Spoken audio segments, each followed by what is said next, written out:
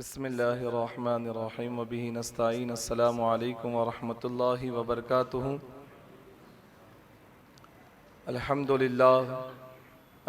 للہ رب العالمین والعاقبۃ للمتقین والصلاة والسلام علی سید الاشرف الانبیاء والمرسلین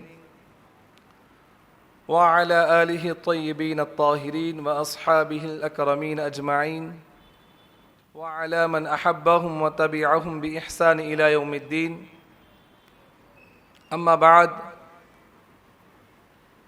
فأعوذ بالله من الشيطان الرجيم بسم الله الرحمن الرحيم لهم البشرى في الحياة الدنيا وفي الآخرة لا تبديل لكلمات الله ذلك هو الفوز العظيم صدق الله المولى العظيم وبلغنا رسوله النبي الكريم ونحن على ذلك لمن الشاهدين والشاكرين والذاكرين والحمد لله رب العالمين۔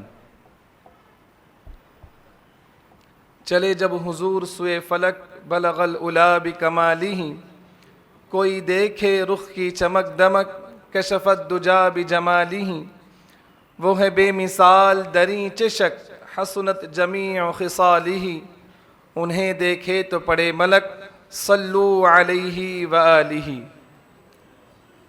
معزز حاضرین و سامعین، آئیے ہم اور آپ کچھ سننے اور سنانے سے قبل عقیدت و محبت کے ساتھ اپنی آقا و مولا سید عالم نور مجسم وجہ تخلیق بنی آدم نبی مکرم احمد مجتبیٰ محمد مصطفیٰ صلی اللہ تعالی علیہ وسلم کی بارگاہ میں ادب و احترام کے ساتھ بآواز بلند ہدیہ درود پیش فرمائیں۔ اللہم صلی علی سیدنا محمد وعلی آل سیدنا محمد وبارک وسلم صلو علیہ صلاۃ و سلام علیک یا رسول اللہ صلی اللہ علیہ وسلم۔ حضور تاجدار اہل سنت فرماتے ہیں، ایسی نہ مشک وعود غلاب و حنا میں ہیں، ایسی نہ مشک وعود غلاب و حنا میں ہیں، خوشبو نرالی سب سے گل آمنہ میں ہے، خوشبو نرالی سب سے گل آمنہ میں ہے، شاید اسی کو کہتے ہیں صہباد و آتشہ، شاید اسی کو کہتے ہیں صہباد و آتشہ، ذکر خدا بھی ذکر حبیب خدا میں ہے، ذکر خدا بھی ذکر حبیب خدا میں ہے، شرما کے منہ چھپایا ہے سورج نے ابر میں، شرما کے منہ چھپایا ہے سورج نے ابر میں، وہ روشنی وہ نور رخ مصطفیٰ میں ہے، وہ روشنی وہ نور رخ مصطفیٰ میں ہے۔ معزز حاضرین و سامعین، اللہ تبارک و تعالیٰ کا احسان کہ ہم اور آپ ایک بامقصد محفل میں جمع ہیں۔ اللہ تعالیٰ ہمارے بیٹھنے سننے اور سنانے کو قبول فرمائے۔ ہمارے اور آپ کے درمیان ایک بہت عظیم شخصیت جلوہ گر ہے، حضرت علامہ و مولانا سید متغیر صاحب قبلہ۔ ان کی موجودگی میں کچھ لفظ کشائی کرنے کی کوشش کروں گا، انشاءاللہ تعالی حضرت بھی اپنے زرین خیالات سے آپ کو ضرور نوازیں گے۔ میں تو چند منٹ کے لیے آپ کے درمیان میں کھڑا ہوا ہوں۔ آج کا عنوان اولیاء اکرام کا ذوق عبادت۔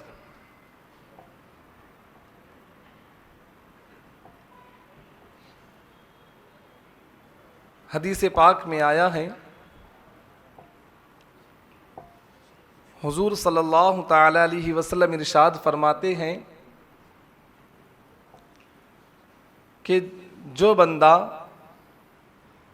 مسجد سے محبت و الفت رکھتا ہے، اللہ تعالیٰ اس بندے سے محبت و الفت فرماتا ہے۔ ہم اور آپ اللہ کے گھر میں بیٹھے ہیں، مسجد میں جمع ہیں تو کہیں نہ کہیں ہم محبت سے آئے ہیں، ہے نا؟ جب حی علی الفلاح کی صدائیں ہمارے کانوں میں گونجی، جب مؤذن نے ندا دی حی علی الصلاح، آؤ نماز کی طرف، حی علی الفلاح، آؤ کامیابی کی طرف، تو دیوانے اپنے رب کی طرف دوڑے چلے آئے۔ اور یہی نہیں بلکہ اللہ کے محبوبین کا ذکر سننے کے لیے بھی ہم جمع ہیں۔ تو یہ مسجد سے محبت ہی تو ہے جس نے ہمیں کھینچ کر یہاں لائی ہے،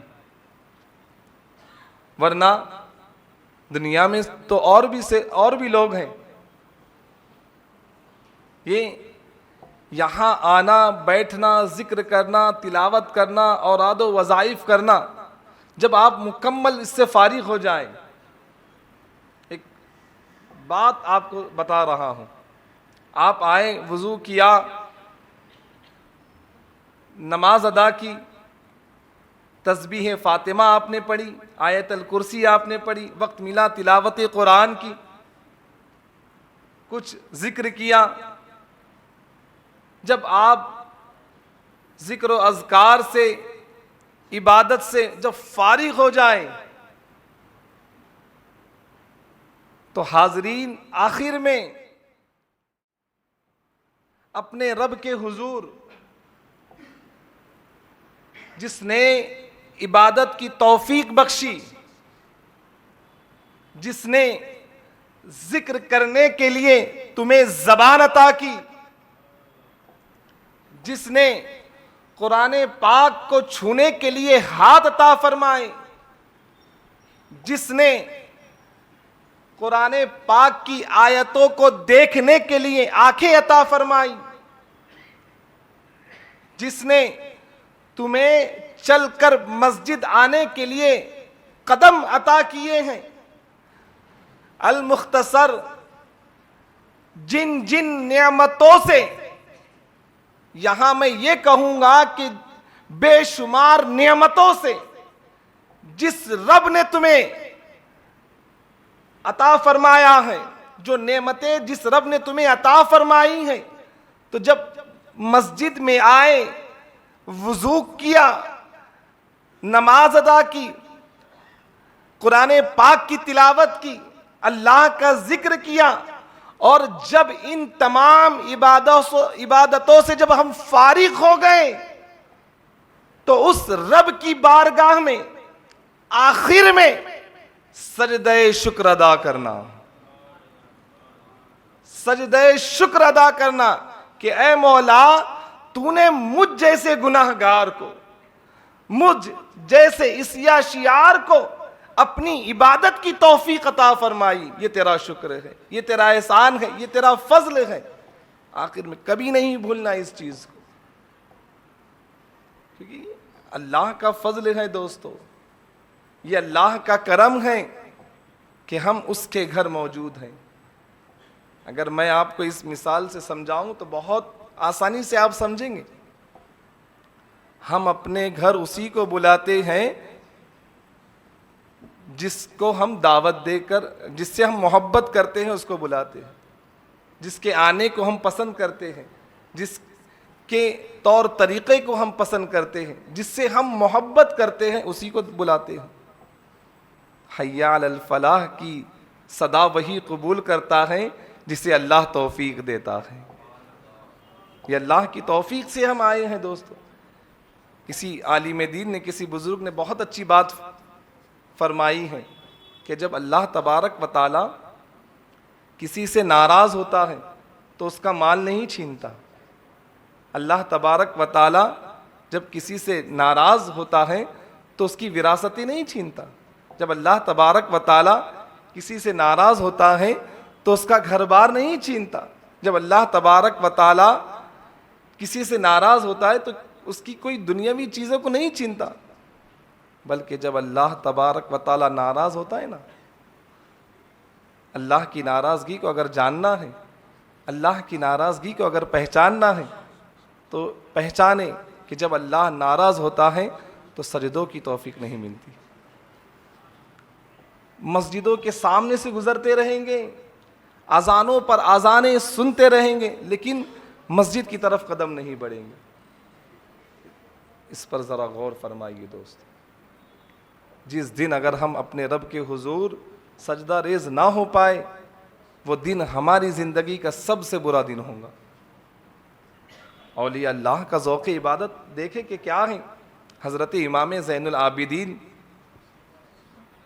حضرت امام حسین رضی اللہ تعالیٰ عنہ کے صاحبزادے، آپ کی سیرت میں آتا ہے کہ جب اذان ہوتی تو حضرت امام زین العابدین کا چہرہ زرد پڑ جاتا۔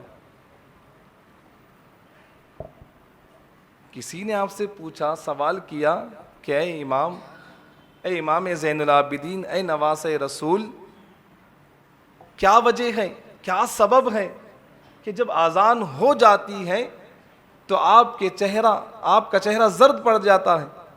تو آپ نے جواب دیا، آپ نے جواب عنایت فرمایا کہ اس رب کی طرف سے حکم ہوا ہے، اس رب کی طرف سے بلاوا آیا ہے کہ جو ان عرضنا الامانۃ کہہ کر جس رب نے اپنے بندوں کو یاد فرمایا ہے، اس امانت کی ادائیگی کا وقت ہے۔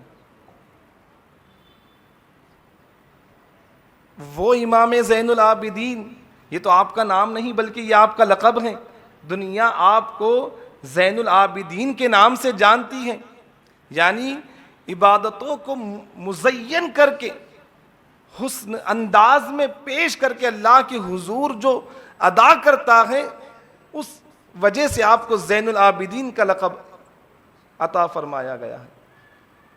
آپ کا نام تو علی اوسط ہے، لیکن دنیا آپ کو امام زین العابدین، یعنی عبادت کو مزین کر کے پڑھنے والا۔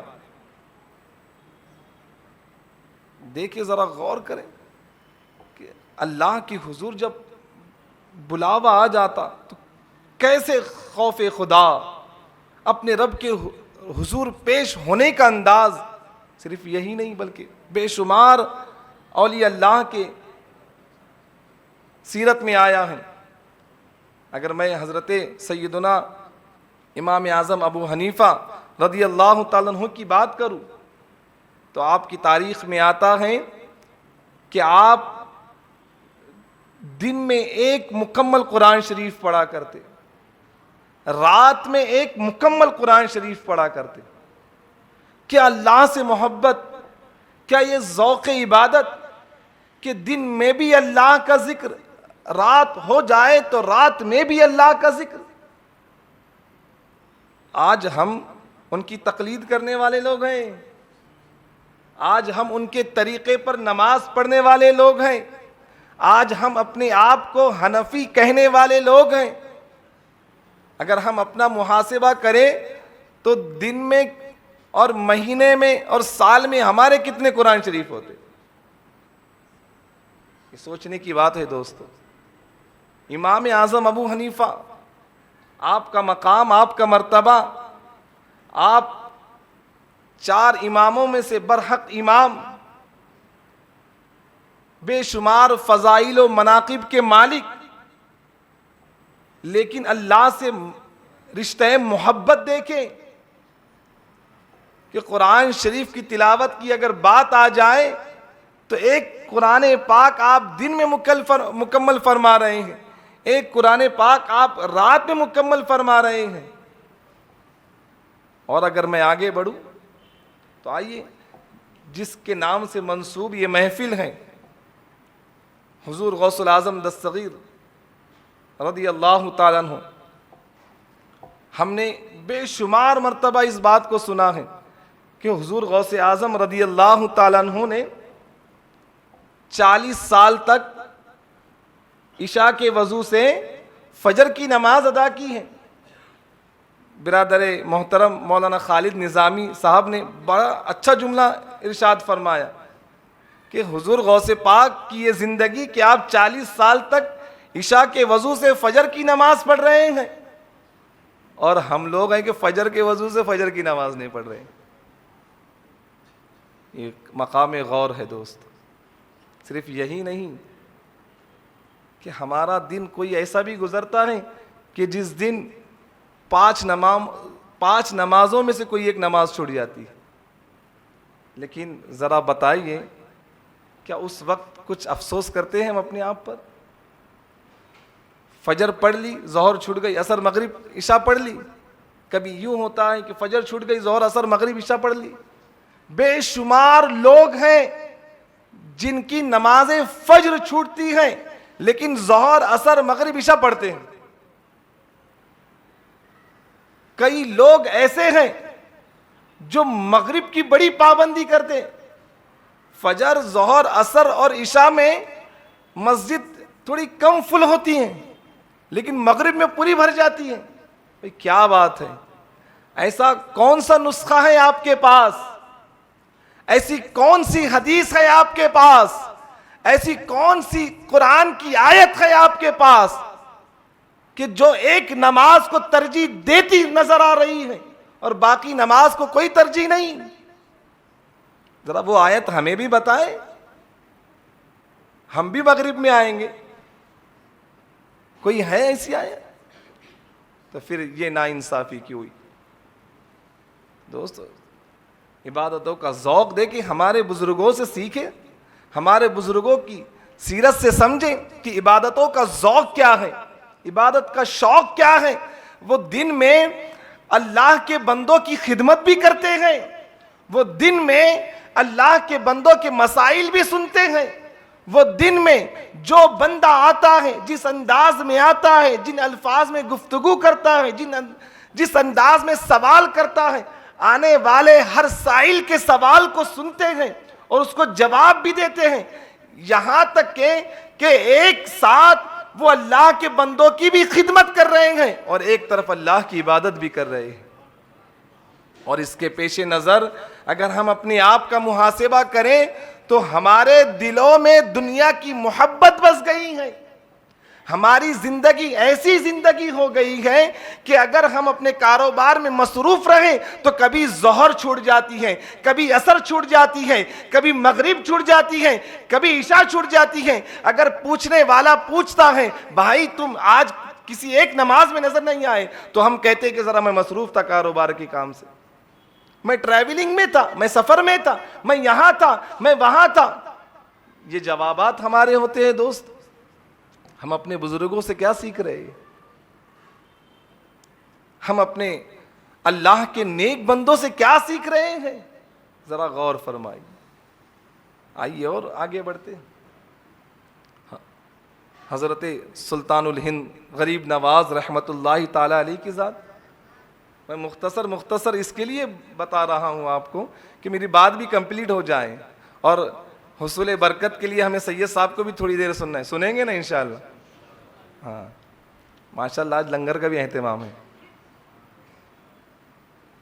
تو لنگر ہمیں تونگر بناتا ہے. بزرگوں کے نام سے یہ لنگر ہوتا ہے. عام کھانوں سے بہتر یہ کھانا ہوتا ہے. خیر، سلطان الہند غریب نواز رحمت اللہ تعالی علیہ، آپ کی سیرت میں یہ بات بہت مشہور و معروف ہے کہ حضور غریب نواز رحمت اللہ تعالی علیہ ایک مرتبہ وضو فرما رہے تھے. وضو کے درمیان میں حضور غریب نواز کا خلال چھوٹ گیا. جب آپ کا وضو مکمل ہوا تو یہ بات آپ کو یاد آئی کہ دوران وضو میرا خلال چھوٹ گیا، اور وضو میں خلال کرنا یہ مستحب عمل ہے. اگر چھوٹ جائے اس کے بعد اگر آپ نے نماز پڑھ لی تو نماز بھی ہو جائے گی، مستحب عمل ہے. لیکن جب یہ بات اللہ کے ایک مقرب بندے، اللہ کے ایک ولی حضور غریب نواز کو جب یہ احساس ہوا کہ میرا دوران وضو انگلیوں کا خلال کرنا چھوٹ گیا، تو آپ اپنے اوپر افسوس کرنے لگے کہ میں اتنا غافل ہو گیا، مجھ میں دنیا کی محبت اتنی بس گئی کہ میں اپنے نبی علیہ الصلوۃ والسلام کی سنت پر عمل کرنا بھول گیا. اس وقت حضور غریب نواز کی عمر 40 سال تھی تقریباً. جب یہ بات آپ کو یاد آئی اللہ اکبر، حضور غریب نواز نے 40 سال کی نماز ریپیٹ کی. آپ نے وہ 40 سال کی نماز کو دہرایا. اگر نہ بھی دہراتے تو نماز مکمل.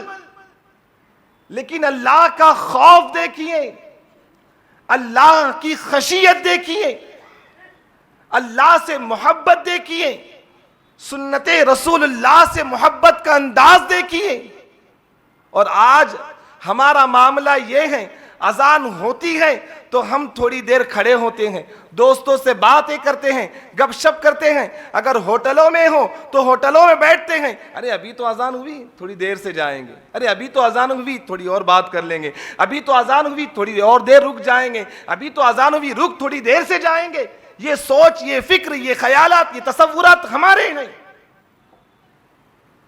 اور جب جماعت کا وقت عین قریب آتا ہے، ہم مسجد میں آتے ہیں، مسجد میں داخل ہوتے ہیں، وضو خانے میں جاتے ہیں، جلد بازی میں وضو کرتے ہیں. کبھی یہ خیال کیا کہ میں نے جلد بازی میں وضو کیا، کوئی ایک مستحب مجھ سے تو نہیں چھوٹ گئے؟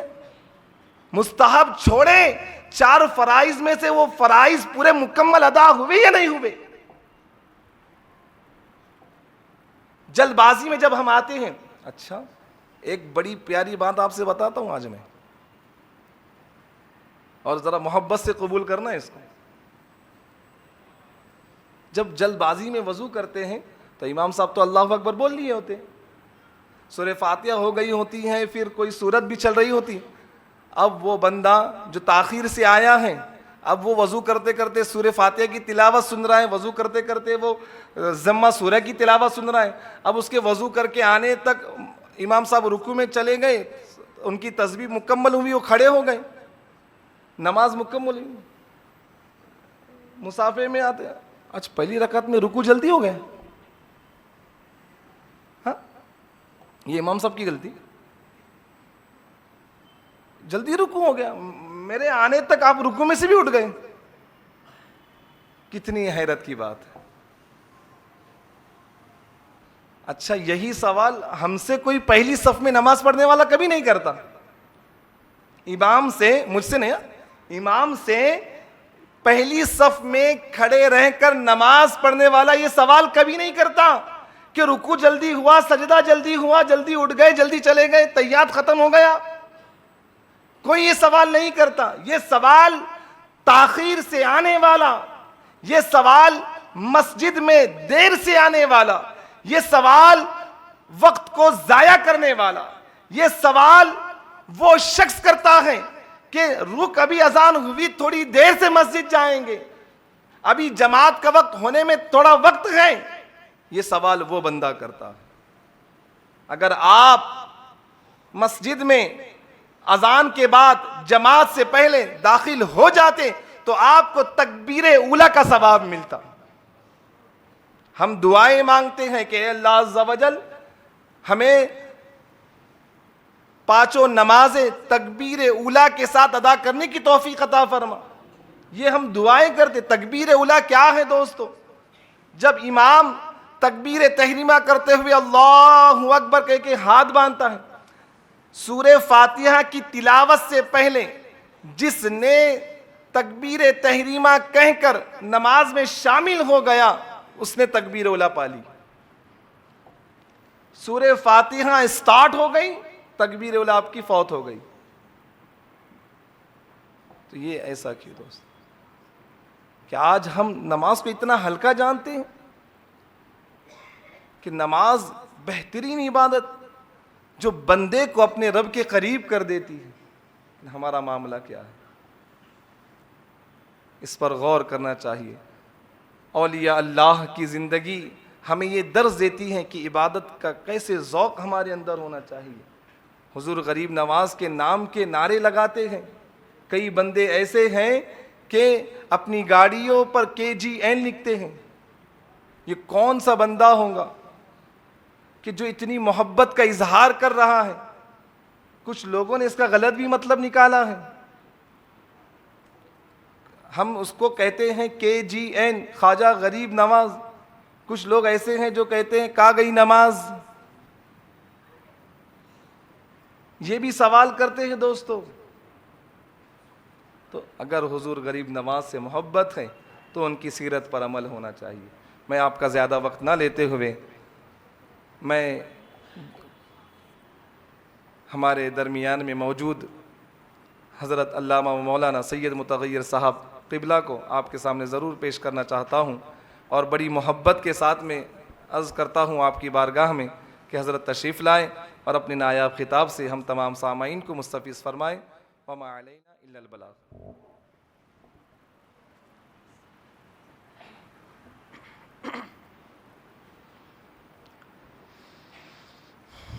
نحمده ونصلي ونسلم على رسوله الكريم اما بعد فاعوذ بالله من الشيطان الرجيم بسم الله الرحمن الرحيم الذين يذكرون الله قياما وقعودا وعلى جنوبهم ويتفكرون في خلق السماوات والارض ربنا ما خلقت هذا باطلا سبحانك فقنا عذاب النار صدق الله مولانا العظيم۔ معزز سامعین اکرام، السلام علیکم ورحمۃ اللہ وبرکاتہ۔ میں مولانا کا بہت مشکور ہوں کہ انہوں نے مجھے موقع دیا کہ آپ کے سامنے چند باتیں عرض کروں۔ ویسے یہ پلان میں شامل نہیں تھا اور آپ لوگوں کو سرپرائز ہو گیا اچانک کہ میں آپ کے درمیان کھڑا ہو گیا۔ البتہ انشاءاللہ کوشش یہ کروں گا کہ آپ کا وقت ضائع نہ ہو۔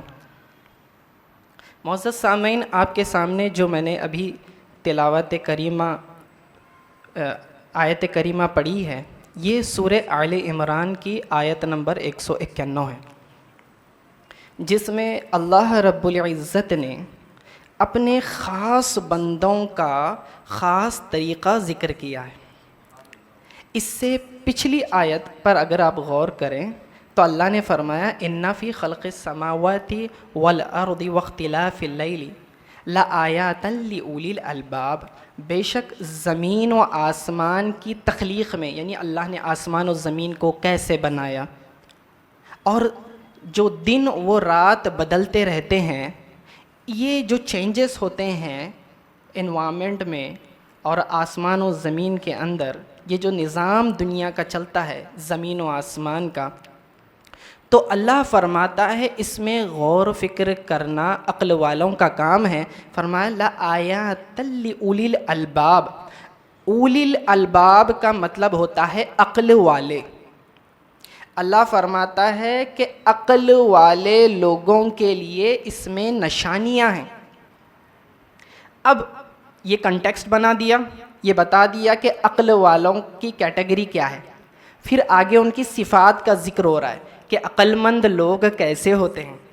فرمایا الذین یذکرون اللہ قیاما، اللہ کے یہ بندے، یہ عقل والے بندے وہ ہیں تو کھڑے ہو کر بھی اللہ کا ذکر کرتے ہیں، وقعودا، اور بیٹھتے ہیں تو بھی اللہ کا ذکر کرتے ہیں، وعلی جنوبہم، اور لیٹتے ہیں تو بھی اللہ کا ذکر کرتے ہیں، وَيَتَفَكَّرُونَ فِي خَلْقِ السَّمَاوَاتِ وَالْأَرْضِ، زمین و آسمان کی تخلیق میں غور و فکر کرتے رہتے ہیں اور اس نتیجے پر پہنچتے ہیں کہ ربنا، اے ہمارے رب، ما خلقت ھذا باطلا، اے اللہ تو نے انہیں فضول نہیں بنایا، ایسے ہی یوں ہی نہیں بنایا، تیرے ہر کام میں، تیرے ہر تخلیق میں حکمت پوشیدہ ہے۔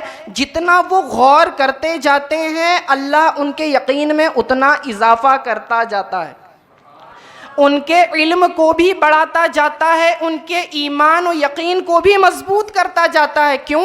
کیونکہ یہ عقل والے ہیں اور عقل کا یوں استعمال کرتے ہیں۔ اور بنیاد کیا بتائی؟ فرمایا کھڑے ہوں تو بھی اللہ کا ذکر، بیٹھیں تو بھی اللہ کا ذکر کرتے ہیں، لیٹے تو بھی اللہ کا ذکر کرتے ہیں، گویا کہ ان کا کوئی بھی ایکشن ذکر سے خالی نہیں ہوتا۔ یہ عقل مندوں کی نشانی ہے۔ اور امت محمدیہ میں سب سے عقل مند اشخاص کون ہیں؟ جو سب سے زیادہ ذکر کرنے والے لوگ ہیں، اور اس کی مثال جیتی جاگتی انبیاء کے بعد، صحابہ کے بعد، تابعین، اہل بیت وغیرہ، ان تمام کے بعد اب ہم دیکھتے ہیں تو اولیاء کرام کو۔ اولیاء کرام کی زندگی کا کوئی دن، کوئی لمحہ، کوئی منٹ ایسا نہیں گزرتا جب وہ اللہ کا ذکر نہیں کرتے۔ معلوم ہوا سب سے عقل مند لوگ یہ ہیں۔ اس سے اللہ تعالیٰ نے ہمیں ایک تعلیم یہ بھی دی کہ عقل مند وہ ہیں جو اپنے ٹائم کو مکمل طور سے یوٹیلائز کرتے ہیں، ایک منٹ بھی ضائع نہیں کرتے، جب کھڑے ہوں، جب بیٹھے ہوں، جب لیٹے، کبھی بھی اپنا وقت ضائع نہیں کرتے۔ اور یہ اولیاء اللہ ہیں، یہ عقل مند لوگ ہیں۔ اور تخصیص نہیں کی کہ صرف اولیاء یہ کام کر سکتے ہیں، اللہ نے یہ حکم عام رکھا ہے۔ اس کا مطلب یہ نہیں کہ ہم اور آپ یہ کام نہیں کر سکتے۔ یاد رکھیں، ذکر کی مختلف قسمیں ہیں۔ ذکر صرف زبان سے چند کلمات کو کہہ لینے کا نام نہیں ہے۔ ذکر سوچ و فکر دل سے بھی ہوتا ہے، ذکر زبان سے بھی ہوتا ہے، ذکر باڈی کے پارٹس سے بھی ہوتا ہے، دوسرے اعضاء اور جوارح سے۔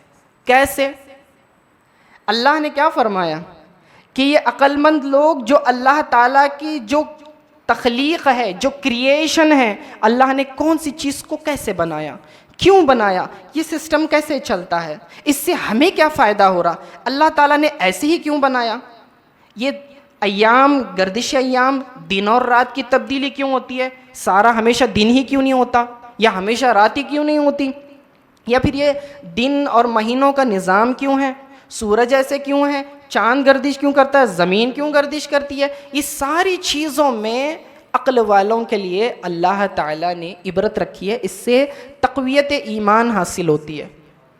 ہر بار بندہ اس نتیجے پر پہنچتا ہے، ربنا ما خلقت ھذا باطلا، اس کا الٹیمیٹ رزلٹ آؤٹ کم یہی ہوتا ہے، وہ سمجھ جاتا ہے اللہ یہ کوئی فضول کام نہیں تھا، یہ ایسے ہی یوں نہیں بنا دیا تو نے، اس کے پیچھے بہت بڑی حکمت تھی، اور ہر اس چیز میں جو تو نے تخلیق کی ہمارے لیے اس میں بینیفٹ ہے۔ تو یہ غور و فکر کرنا آپ کے عقل، دماغ اور دل کا ذکر ہے۔ جب آپ اسکول جاتے ہیں، کالج جاتے ہیں، سائنس پڑھتے ہیں یا دوسرے علوم پڑھتے ہیں، آپ یہ غور فکر جب کرتے ہیں، یہ بھی ایک طرح کا ذکر کر رہے ہیں آپ، اسے بیکار نہیں سمجھنا چاہیے، یہ بھی ذکر کی ایک کیفیت ہے۔ دوسرا، جب آپ کھڑے ہو کر ذکر کرتے ہیں، اس سے مراد نماز ہے، ٹھیک ہے؟ تو نماز ذکر کی ایک قسم ہے۔ اسی طرح تلاوت قرآن کرتے ہیں زبان سے، تو قرآن کی تلاوت کرنا ذکر کی ایک قسم ہے۔ تو معلوم یہ ہوا، ایکسپیکٹیشن یہ ہے بندے سے کہ اللہ تعالیٰ کے ذکر سر سے لے کر پیر تک آدمی ہمیشہ ہر وقت اپنے آپ کو بیزی رکھے، یعنی اللہ کو ایک پل کے لیے بھی نہ بھولے۔ ذکر کہتے ہیں یاد کرنے کو، اللہ چاہتا ہے بندہ مجھے نہ بھولے، بندہ مجھے نہ بھولے، ذکر کرتا رہے، اور بندہ بھول جاتا ہے تو اللہ پھر مسجدوں کی اذانیں سے پکار کر کہتا ہے بندے میرے ذکر کی طرف آ، میرے ذکر کی طرف آ، بھول جاتا ہے پھر پکارتا ہے۔ یہ تو وہ ہے جو اعلانیہ دن میں اعلان ہوتے ہیں، کچھ خاموش اعلان رات کے پہروں میں بھی ہوتے ہیں۔ اللہ رات کے آخری پہر میں آسمان دنیا پر اپنی شان کے اعتبار سے جلوہ افروز ہو کر ندا لگاتا ہے کہ ہے کوئی مانگنے والا کہ میں اسے عطا کروں، ہے کوئی بخشش چاہنے والا کہ میں اسے بخشش کروں، ہے کوئی ایسا، ہے کوئی ویسا۔ لیکن بندہ کتنا جفاکش ہے، وفادار نہیں ہے کہ اس کی پکار پر لبیک نہیں کہتا۔ دن میں 5 نمازوں پہ نہیں کہتے تو رات میں کیا کریں گے؟ اسی لیے اولیاء کرام کی آپ تربیت دیکھیں، جب بھی آپ کسی کے مرید بنتے ہیں، کسی خانقاہ سے وابستہ ہوتے ہیں، تو سب سے پہلے آپ کو وہ ذکر کی تعلیم دیتے ہیں، آپ کو بتاتے ہیں کہ یہ ذکر کرنا ہے، اتنی بار کرنا ہے، نماز کے بعد یوں کرنا ہے، سوتے وقت آپ یہ پڑھیں۔ اور حضور صلی اللہ علیہ وسلم کے معمولات بھی دیکھیں۔ حضرت ام حبیبہ رضی اللہ تعالیٰ عنہ فرماتی ہیں، آقا علیہ الصلوۃ والسلام نے ارشاد فرمایا، جامع ترمذی کی حدیث ہے کہ بندے کا ہر کلام بے فائدہ ہے سوائے 3 چیز کے، یا تو وہ نیکی کا حکم دے، یا بھلائی یہ نیکی کا حکم دے، یا برائی سے روکے، یا اللہ کا ذکر کرے۔ اس کے علاوہ منہ سے جو بھی جملہ نکالتا ہے اس سے اس کو کوئی فائدہ نہیں۔ اب ہم دن بھر کے ہماری ڈسکشنز کو غور کریں کہ زبان سے کتنے جملے نکالتے ہیں، کتنے جملوں کا ہمیں بینیفٹ مل رہا ہے اور کتنے جملوں کی وجہ سے ہمیں لاس ہو رہا ہے۔ اللہ کے یہ محبوب بندے ایک پل کے لیے بھی ذکر کو ترک کرنا پسند نہیں کرتے تھے۔ بخاری شریف کی حدیث ہے، آقا علیہ الصلوۃ والسلام نے فرمایا، جس کا مفہوم ہے کہ ذکر کرنے والے اور نہ کرنے والے کی مثال زندہ اور مردہ کی طرح ہے۔ فیصلہ ہو گیا، ذکر کرو تو زندوں میں شمار، ذکر نہ کرو تو مردوں میں شمار۔ اب اس سے زیادہ اور کیا کہا جا سکتا ہے؟ حضرت ابو درداء رضی اللہ تعالیٰ عنہ روایت کرتے ہیں، جامع ترمذی کی حدیث ہے، سنن ابن ماجہ نے بھی اسے نقل کیا ہے، اور مسند حیثمی میں بھی ہے، حسن حدیث کی سند ہے۔ فرماتے ہیں کہ آقا علیہ الصلوۃ والسلام نے ایک مرتبہ ارشاد فرمایا، پوچھا کیا میں تمہیں سب سے بہتر عمل نہ بتا دوں، سب سے پاکیزہ عمل نہ بتا دوں جو اللہ کے نزدیک سب سے پاکیزہ ہے، اور سب سے زیادہ فضیلت والا نہ بتا دوں؟ تمہارے سونے چاندی کو خیرات کرنے سے بھی زیادہ افضل ایسا عمل نہ بتا دوں؟ میدان میں، جنگ میں، جب دشمن تمہارے سامنے ہو، مقابلہ چل رہا ہو، آپ جہاد کر رہے ہو، اپنا سر کٹا رہے ہو، اس سے بھی افضل نہ بتا دوں؟ آقا علیہ السلام کے فرمانے کے بعد صحابہ نے فرمایا، یا رسول اللہ صلی اللہ علیہ وآلہ وسلم، ضرور ارشاد فرمائے۔ تو آپ نے فرمایا، اللہ کا ذکر، اس سے افضل کوئی چیز نہیں، اللہ کا ذکر کیا کرے۔ اندازہ لگائیں کہ آقا علیہ السلام کی یہ تعلیمات، اور ہم دیکھیں ہمارا عمل دیکھیں۔ ذکر یہ اتنی آسان عبادت ہے کہ نہ آپ کو وضو کرنے کی ضرورت، نہ مسجد آنے کی ضرورت۔ فرائض عبادت کے علاوہ نفلی عبادات میں آپ جیسے چاہیں ذکر کر سکتے ہیں، اور ہر اعتبار سے یہ قبول ہے۔ نماز کے لیے وضو کرنا پڑے گا، مسجد میں آنا پڑے گا، مخصوص ارکان ادا کرنے پڑیں گے، تلاوت کے لیے بھی آپ کو قبلہ رخ ہو کے ادب سے بیٹھنا پڑے گا، مصحف کو لینا پڑے گا، اس میں کوئی پابندیاں نہیں۔ چلتے پھرتے، گاڑی چلاتے ہوئے، دکان پر بیٹھے ہیں یا پھر کوئی اور کام میں مشغول ہیں، آپ یہ عبادت ہر وقت کر سکتے ہیں۔ حتیٰ کہ اگر آپ غسل سے بھی نہیں ہیں، وضو تو چھوڑیں، غسل سے بھی نہیں ہے، پھر بھی اللہ کا ذکر کر سکتے ہیں، کوئی رکاوٹ نہیں ہے۔ یعنی ایک ایسی عبادت کہ آپ 24 گھنٹے میں کوئی بہانہ نہیں دے سکتے کہ میں وضو سے نہیں ہوں، میں مسجد میں نہیں ہوں، اس لیے نہیں پڑھ سکتا۔ نہیں نہیں نہیں نہیں، ذکر، اتنی دعائیں تو ساری ذکر ہی ذکر ہیں، حتیٰ کہ بیت الخلاء میں بھی آپ جا رہے ہیں، فرمایا دعا پڑھ کے جائیں، یہ بھی تو ایک ذکر ہے۔ کیسا مجموعہ ہے جس کی زبانیں اللہ رب العزت فرماتا ہے، آقا علیہ السلام فرماتے، جس کا مفہوم ہے کہ اللہ فرمائے گا کل قیامت میں ہر اس شخص کو جہنم سے نکال لو جس نے ایک دن بھی میرا ذکر کیا ہوگا یا ایک دن بھی مجھ سے ڈرا ہوگا۔ ایک دن ذکر کرنے کی اگر یہ فضیلت ہے تو ہر وقت ذکر کرنے کی کیا فضیلت ہوگی؟ اندازہ لگائیں۔ اور آخری بات کرتا ہوں، آیت کا آخری حصہ کہ فرمایا ربنا ما خلقت هذا باطلا، اے اللہ تو نے اسے باطل فضول یوں ہی نہیں بنا دیا، سبحانک تو پاک ہے۔ دیکھیں اس میں بھی ذکر آ گیا، سبحانک فقنا عذاب النار، اے اللہ مجھے جہنم کے آگ سے بچا، ہمیں جہنم کے آگ سے بچا۔ اب تعلق دیکھیں، ادھر اللہ ہر وقت ہر حال میں ذکر کرنے کی تعلیم دے رہا ہے، اور آخر میں فرماتا ہے دعا کیا کرنا ہے، اے اللہ جہنم کے آگ سے بچا۔ معلوم یہ ہوا کہ جہنم کے آگ سے بچنے میں سب سے زیادہ کارآمد چیز اللہ کا ذکر ہے، ورنہ اللہ رب العزت جو ہے کسی اور عبادت کا ذکر کر کے پھر کہتا کہ پھر جہنم کے عذاب سے بچا۔ کتنی آسان عبادت۔ حضرت امام اعظم ابو حنیفہ رضی اللہ تعالی عنہ، انہیں دیکھ کر کسی نے کہا یہ شخص جنتی ہیں، آپ نے سنا تو ارشاد فرمایا یوں نہ کہو، بلکہ اللہ نے اگر مجھے جہنم کے آگ سے بچا لیا تو یہی اس کا کرم ہے۔ یہ اللہ کے اولیاء، یہ اللہ کے نیک بندے جو اللہ کا کثرت سے ذکر کرتے تھے، دعا ان کی بس یہی رہتی تھی، اللہ تیری پناہ جہنم کی آگ سے بچا لے۔ بس جنت تو ٹھیک ہے اللہ، وہ تو تیرا فضل ہے جسے تو اچا کرے، بچا لیکن جہنم سے، پہلی دعا یہی ہوتی تھی ان کی۔ تو آج سے یہ معمول بنا لے، ایک دن بھی ایسا نہ جائے کہ جب ہم نے اللہ کا ذکر نہ کیا ہو، بلکہ ایک گھنٹہ بھی آپ کا ایسا نہیں ہونا چاہیے۔ اللہ اللہ کریں یا لا الہ الا اللہ کریں، کوئی قید نہیں، جو من میں آئے ذکر کریں، جو آسان لگے وہ ذکر کریں۔ چھوٹا بچہ ہو کوئی اور لمبا کلمہ لا الہ الا اللہ، یہ تو ہر ایک کو یاد ہے، اس سے بھی آسان اللہ اللہ ہی کہہ لیں۔ چلتے پھرتے بات کر رہے ہیں کسی سے، رک گئے، اللہ اللہ زبان میں دل میں جاری ہے۔ کوئی کچھ نہیں کہے گا، مسلسل آپ کا کاؤنٹر چالو رہے گا ذکر کا. تو ارادہ کریں کہ اولیاء اللہ کی تعلیم سے، اور جو اللہ رب العزت نے یہ سنہرا اصول دیا ہے ہم لوگوں کے لیے کہ اولیاء، جب بھی ہم واقعات سنتے ہیں اتنے سال عبادت کی، اور رات کے عشاء کے وضو سے صبح کے فجر تک، یعنی کہ رات بھر سوئے نہیں، تبھی تو وضو نہیں ٹوٹا نا، ٹھیک ہے نا، اتنی عبادت کی انہوں نے، اتنی سال عبادت کی، نمازیں پڑھی انہوں نے، اتنی تلاوت کی. کیا ہم کر سکتے ہیں؟ ہمارے لیے ہم وہ کر سکتے جو اللہ نے قرآن میں بتا دیا. فرمایا چلتے پھرتے اٹھتے بیٹھتے لیٹے ہوئے ہر وقت اللہ کا ذکر کرو، بس یہی مقبول ہے. ایکسپیکٹیشن یہی ہے. یہ لوگ تو مثالیں ہیں انسپریشن کے لیے، موٹیویشن کے لیے، اور ہمارے لیے عمل، ہمارے لیے کرنا کیا ہے؟ یہ ہمارے قرآن نے جو اصول دے دیا ہے، بس ذکر کرتے جائیں، اللہ سے دعا مانگتے جائیں، اور پھر دیکھیں کیسے فتوحات کے، کیسے سکسس کے، اور کیسے برکات اور رحمت کے دروازے کھل جاتے ہیں. انشاءاللہ اللہ تعالیٰ سے دعا ہے کہ ہمیں کثرت سے ذکر کرنے والا بنائے اور کثرت سے جہنم سے پناہ مانگنے والا بھی بنائے. وصلی اللہ تعالی علی خیر خلق محمد و آلہ و صحبہ اجمعین برحمتک یا ارحم الراحمین.